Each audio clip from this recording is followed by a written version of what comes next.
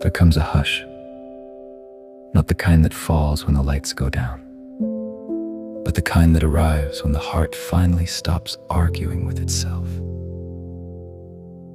In that hush, a small light appears, not loud, not flashy, but steady. It is the shape of a question that has stopped being polite and started being honest. What is worth everything? There was a merchant once, the story says, who traded in pearls. He walked markets like a man who knew the language of value, the weight of a coin, the sheen of a shell, the way a thing announces its worth without shouting. One day he finds a pearl that does not merely glimmer, it calls. Not with a voice, but with a gravity. He looks at it, and the rest of the world looks like a display case he no longer needs. He sells everything, he buys the pearl. He goes home different. Reflection 1. What we cling to. We carry small kingdoms in our pockets, habits, titles, the safe stories we tell about ourselves. They are not evil, they are comfortable. They are familiar. But comfort can be a currency that bankrupts the soul. We clutch what keeps us known, even when it keeps us small. We barter time for busyness, presence for productivity, depth for the illusion of progress.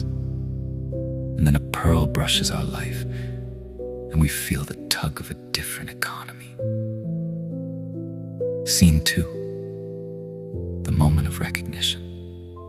Recognition is not always dramatic. Sometimes it is a single line of scripture that lands like a key.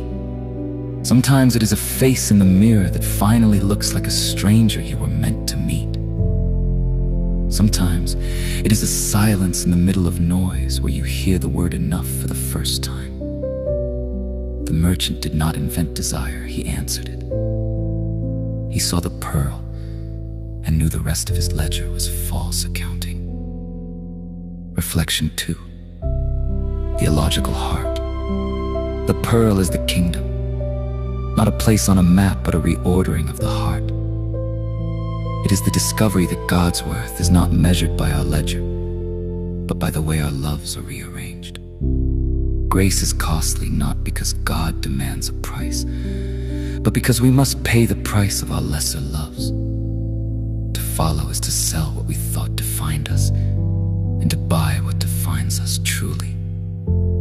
This is not loss. It is exchange. It is the economy of resurrection. What we surrender is made new. Scene 3. The philosophical turn. Philosophers ask, what makes something valuable? Is value intrinsic or assigned? Is worth a property of the pearl or a posture of the merchant? The parable answers both. The pearl has worth and the merchant has eyes. Value is discovered and recognized. It requires attention, courage, and a willingness to be undone. To choose the pearl is to choose identity over convenience, meaning over distraction, fidelity over novelty. I remember a morning when I thought I had everything arranged. Calendar full, inbox tamed, applause steady. A small thing happened. A child's question, a hymn line, a quiet grief, and the world rearranged itself. Not because the calendar changed, but because my heart did. I did not sell my house or my books, I sold a posture. The posture of thinking my life was a project to manage rather than a gift to steward. That was my pearl moment. Not cinematic, but decisive.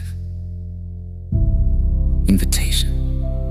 If you are listening and you feel the tug, do not mistake hesitation for prudence. Discernment is not indecision. It is the slow, holy work of learning what deserves your yes. Ask yourself, what would I sell to hold this? Not in panic, but in clarity, not in scarcity, but in faith. The merchant's courage was not reckless. It was awake.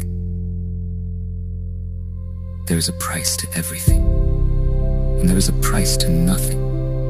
To live without choosing is to let the small things buy you slowly. To choose the pearl is to live as if the eternal is nearer than the urgent. So when the hush comes, listen. When the light appears, do not bargain with it.